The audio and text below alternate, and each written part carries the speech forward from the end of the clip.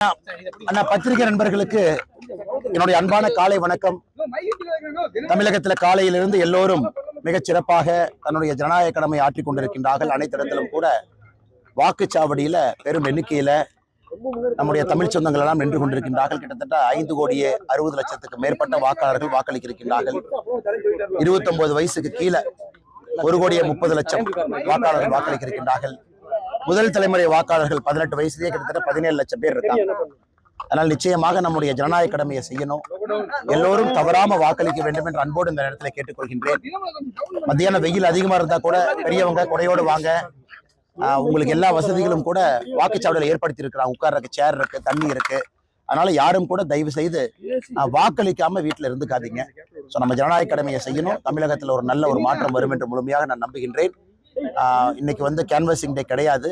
அதனால நான் எல்லோருக்கும் அன்போடு கேட்டுக்கொள்வது, உங்களுடைய ஜனநாயக கடமையை மனசாட்சிப்படி சரியான முறையில் நீங்கள் வாக்களிக்க வேண்டும் என்று மற்றும் ஒரு முறை கேட்டுக்கொள்கிறேன். போலீஸ் ஃபோர்ஸ் ரொம்ப கம்மியா இருக்கிற மாதிரி சொல்றாங்க. ஆனா இன்னைக்கு நான் பேப்பர்ல பார்த்த வரைக்கும் கிட்டத்தட்ட 84,000 காவல்துறை வந்து ஈடுபடுத்தி இருக்கிறாங்க. குறிப்பா தேர்தல் ரிலேட்டட் ஒர்க்கை பொறுத்த வரைக்கும் தமிழ்நாடு ஜென்ரலாகவே பீஸ்ஃபுல் ஸ்டேட் தான். ஒரே ஃபேஸில் நம்ம எலெக்ஷனை கண்டக்ட் பண்ணுறோம். மக்கள் எப்பொழுதுமே அமைதியாக வந்து ஓட்டு போட்டுட்டு போயிடுவாங்க. போல் வயலன்ஸ் நம்மகிட்ட பெருசாக இருக்காது. அதே நேரத்தில் கடந்த 2-3 நாட்களாக நிறைய அந்த கேஷு கரூரில் பார்த்தீங்கன்னா 1/2 கிராம் தங்கம், வெள்ளி, கோயம்புத்தூருக்குள்ள ஏகப்பட்ட பண டிஸ்ட்ரிபியூஷன், இதெல்லாம் வந்து போலிங் ப்ராசஸை டிஸ்டர்ப் பண்ணியிருக்கு. அதில் எந்த மாற்று கருத்தும் இல்லை, இது உண்மைதான். பட் அதுவும் இன்னைக்கு வாக்களிக்க வர்றவங்க இதையெல்லாம் தாண்டி மனசாட்சிப்படி சரியான முறையில் வாக்களிப்பாங்கன்னு முழுமையான நம்புறேன். நமக்கு நிறைய போன் பண்ணிருக்கிறது எல்லாமே, நிறைய மெசேஜ் போட்டிருக்கவங்க எல்லாமே சென்னையிலிருந்து குறிப்பா தென் தமிழகத்திற்கு செல்லக்கூடிய பேருந்து வசதிகள் ரொம்ப குறைவா இருக்கு. அந்த பேருந்து வந்து ரொம்ப குறைவா தான் இருக்கு. பிரைவேட் ஆப்ரேட்டர்ஸும் ரொம்ப குறைவா இருக்கு. அரசு பேருந்துகள் குறைவா இருக்கு. நேற்று இரவு சிங்காநல்லூர்ல இருந்து பார்த்தோம். இங்கிருந்து வெளியே செல்லக்கூடிய பேருந்துகளுடைய எண்ணிக்கையும் குறைவா இருக்கு. நிறைய பேர் கம்ப்ளைண்ட் பண்றாங்க. அதனால எப்பவுமே தேர்தல் ஆணையம் இன்னும் கொஞ்சம் தமிழ்நாட்டில் சிறப்பாக செய்திருக்கலாமோ அப்படிங்கிறது என்னுடைய ஒரு தனிப்பட்ட ஒரு கருத்து. டிரான்ஸ்போர்ட் டிபார்ட்மெண்ட்டை கையில் எடுத்திருக்கணும், இன்ஸ்ட்ரக்ஷன்ஸ் கொடுத்துருக்கணும், அடிக்குவேட் பஸ்ஸஸ் இருக்கான்னு செக் பண்ணியிருக்கணும், அதெல்லாம் அதை ஃப்ளோவாக பார்த்துருக்கணும். ஆனால் நேற்றுலேருந்து இன்னைக்கு உதாரணத்துக்கு நேற்று இரவு சென்னையில் கிளம்பின பஸ் இன்னைக்கு சாயந்தரம் 6 மணி 6:30 மணிக்கு தான் ராமநாதபுரமே ரீச் ஆகுது. அந்த அளவுக்கு காலையில் ரொம்ப தாமதமாக எடுத்திருக்காங்க. இது நிறைய நம்முடைய வாக்காளர் பெருமக்களும் கூட, நம்முடைய கட்சியை சார்ந்தவர்களும் கூட, பொதுநிலையாக இருக்கிறவங்க கூட, இளைஞர்களும் கூட இது ஒரு பெரிய கம்ப்ளைண்ட்டாக நேற்றிலிருந்து சொல்கிறாங்க. இதை பத்திரிகை நண்பர்களும் நேற்றுலேருந்து நாங்கள் பேசிகிட்டு இருக்கீங்க. அதனால் தேர்தல் ஆணையம் இன்னும் நேரம் ஆகலை. இன்னும் 7 மணி வரைக்கும் போலிங் இருக்கிறனால இன்னும் கொஞ்சம் கண்ட்ரோல் எடுத்து எல்லோரையும் வாக்களிப்பதற்கான வழிவகையை ஏற்படுத்த வேண்டும். தேர்தல் ஆணையம் வந்து ஆளுங்கட்சிக்கு ஆதரவாக, அதாவது இந்த முறை என்ன கேட்டீங்கன்னா, நான் தேர்தல் ஆணையத்தை பற்றி நான் இந்த கட்சி அந்த கட்சின்னு சொல்லிங்கன்னா, தேர்தல் ஆணையம் இன்னும் சிறப்பாக தன்னுடைய பணியை செய்திருக்க வேண்டும் அப்படிங்கிறது என்னுடைய ஒரு தனிப்பட்ட கருத்தாக நான் வைக்கின்றேன். காரணம், வீட்டுக்கு 4 பேர் நடந்து போய் ஒரு வாக்குக்கு 5,000 ரூபாய் கொடுக்குறாங்க. கரூர் சட்டமன்ற தொகுதியில் 1/2 கிராம் தங்க காசை ஒரு வாக்காளருக்கு தைரியமாக போய் கொடுக்குறாங்க. இதெல்லாம் ஒரே நாளில் வரல. இந்த பணம் எங்கேயோ இருந்து வந்திருக்கு, எங்கேயோ இடத்துல பதுக்கப்பட்டிருக்கிறது, எங்கேயோ இடத்துல மைக்ரோ மேனேஜ் பண்ணி இந்த பணத்தை கீழே கொண்டு போயிருக்கிறாங்க. அதே போல் இவ்வளவு தங்கங்கள் பர்ச்சேஸ். எனக்கு ஒரு சாதாரண பொதுமக்கள் நீங்கள் நானும் போகும்போது 50,000 ரூபாய் பணம் இருக்குன்னா எவ்வளோ பெரிய ப்ராசஸில் நம்ம மாட்டி வெளியே வர்றோம். தமிழ்நாட்டில் கிட்டத்தட்ட இவ்வளவு பணம் நம்ம பிடிச்சிருக்கோம், இவ்வளோ லிக்கர் பிடிச்சிருக்கோன்னு நேற்று தேர்தல் ஆணையம் வந்து 100 கோடி ரூபாய்க்கு மேலே சீசர் ஆயிருக்கு, இவ்வளோ லிட்டர் நாங்கள் லிக்கர் பிடிச்சிருக்கோன்னு சொன்னாலும் கூட அது எத்தனை காமன் மேன், அது பொலிட்டிக்கல் ப்ராசஸ் எவ்வளவு. அதனால் இன்னைக்கு நம்ம கம்ப்ளைண்ட் பண்ணி பிரயோஜனம் இல்லை. ஒரு சிஸ்டத்தை நம்ம நம்பணும், எலெக்ஷன் கமிஷன் நம்பணும். அதனால் தமிழகத்தில் இந்த முறை தேர்தலை பொறுத்தவரை கடந்த 2 நாட்களாக அந்த ப்ராசஸே பயங்கர வீட்டியேட் ஆயிருக்கு. அதுவும் கோயம்புத்தூரில் நேற்று நம்ம பார்த்தோம். கோயம்புத்தூர் தெற்கு தொகுதியினுடைய சட்டமன்றத்தினுடைய வெற்றி வேட்பாளர் அம்மன் அர்ஜுன் அவர்கள் ஆர்ப்பாட்டம் பண்ணது எல்லாத்தையுமே நம்ம பார்த்தோம். வாக்காளர்கள் பார்த்து கொண்டிருக்கின்றார்கள். இதையும் தாண்டி வாக்காளர்கள் வாக்குச்சாவடிக்கு வரும்பொழுது நியாயமாக, நேர்மையாக, மனசாட்சிப்படி வாக்களிப்பார்கள் என்று முழுமையாக நம்புகின்றேன். சொல்லுங்க. எஸ்ஐஆரை பொறுத்தவரை எஸ்ஐஆர் இம்பாக்ட் என்னோட கணக்கு வந்து டோட்டல் போலிங் ப்ராசஸ தமிழகத்தை பொறுத்தவரை ஒரு 2 to 2.5% டோட்டல் போலிங் ப்ராசஸ்னுடைய பர்சன்டேஜ் வந்து எஸ்ஐஆர்னுடைய டெலிஷனால மட்டும் உயரும். 2.5% மேல வர்ற எக்ஸ்ட்ரா போலிங் பர்சன்டேஜ் தான் அதிகமான போலிங்கா நம்ம கணக்கு எடுத்துக்கணும். எஸ்ஐஆர் டெலிட்டட் ஓட்டர்ஸ் நீங்க அக்கௌண்ட் எடுத்து பாத்தீங்கன்னா ஒரு 2.5-3% அக்கௌண்ட் பண்ணும். அதுக்கு மேல வரக்கூடிய எக்ஸ்ட்ரா போலிங் பர்சன்டேஜ் வந்து அதிகமான வாக்காளர்கள் வந்திருப்பதாக நமக்கு அர்த்தம். இன்னைக்கு சாயந்தரம் நமக்கு தெரியும் எஸ்ஐஆரை பொறுத்தவரை ரொம்ப நேர்மையாக தான் நடந்திருக்கு, நாணயமாக தான் நடந்திருக்கு. ஏன்னா அந்த கட்சியின் சார்பாக இதை நான் மானிட்டர் பண்ண வேண்டிய ஒரு பணி எனக்கு கட்சி கொடுத்துருந்தாங்க. அன்னெசரியா டெலிஷன் எங்கேயுமே எலெக்ஷன் கமிஷன் பண்ணல. மல்டிபிள் ரவுண்ட்ஸ் அவங்களுக்கு வாய்ப்பு கொடுத்துருக்காங்க.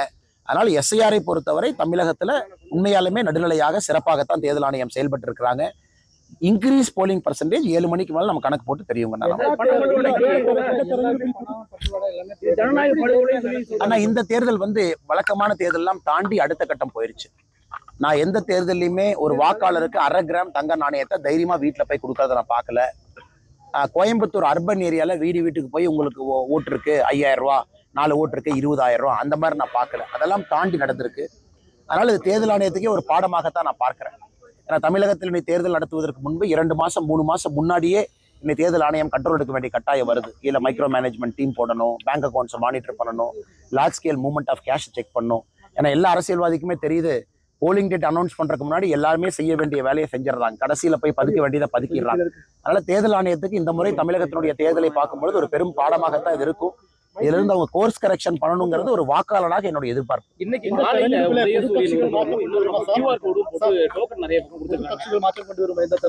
வந்துட்டாங்கன்னா ஆனா இன்னைக்கு காலையில பார்த்தோம், இந்த சாஃப்ட் கேம்பெயினிங்னு சொல்ற மாதிரி பல இடத்துல திமுக தன்னுடைய சாஃப்ட் கேம்பெயினிங்க பண்ணுது. உங்களுக்கு 100 மீட்டர் வந்து அது வந்து ஒரு கிளியர் நான் நெகோஷியபிள் ஏரியா, யாரும் உள்ள போய் எந்த சாஃப்ட் கேம்பெயினிங் பண்ணக்கூடாது. ஆனா பல இடத்துல சாஃப்ட் கேம்பெயினிங் நடக்குது. இது அன்பார்ச்சுனேட். தேர்தல் ஆணையம் வந்து அதை கண்டிப்பா வன்மையா அதை சீரியஸா எடுத்து ஆக்ஷன் எடுக்கணும். குறிப்பாக திராவிட முன்னேற்ற கழகம் பல தவறுகளை பண்றாங்க, சாஃப்ட் கேம்பெயினிங் பண்றாங்க. அதையும் நாங்கள் வன்மையாக கண்டிக்கின்றோம். புதிய கட்சிகள் இருக்காங்கன்னா இல்லைன்னு சொல்லல, இளைஞர்கள் இருக்கிறாங்க, வாக்களிக்கிறாங்க. நான் ஏற்கனவே சொன்னது போல ஒரு தேர்தல் அப்படின்னு வரும்பொழுது மக்கள் பல விஷயத்த பார்ப்பாங்க. வேட்பாளரை, கட்சியை, அந்த கட்சிக்கான தன்மையை, வேட்பாளருக்கான தன்மையை, ஆட்சி அதிகாரத்துக்கு வருவதற்கான பக்குவம், ஆட்சி செய்வதற்கான பக்குவம் எல்லாம் பார்ப்பாங்க. அதனால நான் உறுதியாக நம்புகின்றேன். நேற்று முன்தினம் வரை நான் என்ன பேசிக்கிட்டு இருந்தனோ கேம்பெயினிங் பீரியட்ல அது உறுதியாக நடக்கும் என்று நம்புகிறேன்.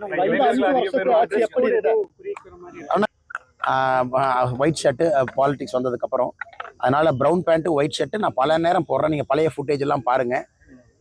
ஜெகன்மோகன் ரெட்டி அவங்க போடுறாங்க, இதே ஒரு ட்ரெஸ் கோட போடுறாங்க. திரு விஜய் அவர்கள் இதே ட்ரெஸ் கோட போடுறாங்க. நிறைய பேர் போடுறாங்க. நான் என்னோட போலீஸ்ல இருந்து வெளியே வந்ததுக்காக அது எப்பவுமே கூட இருக்கணும், காக்கி இருக்கணுங்கிறக்காக பெரும்பாலும் 9 out of 10 டைம்ஸ் வந்து ப்ரௌன் பேண்ட் தான் அதிகமாக நான் பயன்படுத்துறேங்கன்னா இதுக்கும் வேற எந்த குறியீட்டுக்கும் சம்பந்தம் இல்லை. என்னுடைய ஜனநாயக கடமையை நான் சரியா செஞ்சு வந்திருக்கேன். அப்படியாங்கண்ணா? அண்ணா நீங்க காப்பு அண்ணா காப்பை கூட கேட்டா எப்படிங்கண்ணே? எப்பவுமே போட்டிருக்கேன். புதுசா நீ தயவு செஞ்சு இந்த பக்கம் அந்த பக்கம் சேர்த்திடாதீங்க. நான் ஒரே பக்கம் தான் இருக்கேன், சரியான பக்கம் தான் இருக்கேன், நியாயமான பக்கத்துல தான் இருக்கேன். ஜனநாயக படுகொலை அப்படிங்கிற விஷயத்த சொல்றாங்க சார். பணப்பட்டுவாடா, இலவச பரிசு கூட தன்னுடைய கொள்கையை சொல்லி ஓட்டு கேட்காம, தன்னுடைய திட்டங்களை சொல்லி கேட்காம, இப்படி ஒரு பெரிய அதான் நீங்களே காட்டுறீங்களே, பத்திரிகை நண்பர்கள் காட்டுறீங்களே, உதயசூரியன் சின்னத்தை காட்டுறீங்க, QR கோட காட்டுறீங்க.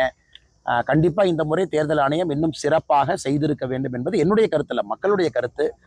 கடைசி 2-3 நாட்கள் விரும்பத்தகாத எத்தனையோ செயல்கள் தமிழ்நாடு முழுவதும் பண்ணியிருக்காங்க, குறிப்பாக திராவிட முன்னேற்ற கழகம். அது இன்னைக்கு நம்ம பேசி பிரயோஜனம் இல்லை. இன்னைக்கு சாயந்தரத்துக்குள்ள எல்லாரும் ஓட்டு போறவங்கள ஓட்டு போடணும். மக்கள் இதெல்லாம் அக்கௌண்ட் பண்ணி வாக்களிப்பார்கள் என்று முழுமையாக நம்புகிறேன். ஆனா நானும் அம்மன் அர்ஜுன் அவங்க சொன்னதுல நானும் உடன்படுறேன். ஏன்னா அவ்வளவு பணம் கொடுத்து ப்ராசஸ் வீட்டியர் ஆனதுக்கு அப்புறம் அது நியாயமான தேர்தலா இருக்குமா அப்படிங்கிற சந்தேகம் எனக்கு இருக்கு. ஆனா தேர்தல் ஆணையம் ஏதோ ஒரு காரணத்திற்காக தமிழ்நாட்டுல எல்லா இடத்திலும் 234 தொகுதியில் நடத்துறாங்க. வாக்காளர்கள் நம்புவோம், எல்லாம் மனசாட்சிப்படி நியாயமான முறையில வாக்களிப்பாங்கன்னு வாக்காளர் பெருமக்களை நம்புவோம். நன்றிங்க. ஜனநாயகம் ஜெயிக்கும்னா பணமெல்லாம் எப்பவும் ஜெயிக்காது, ஜனநாயகம் ஜெயிக்கும்.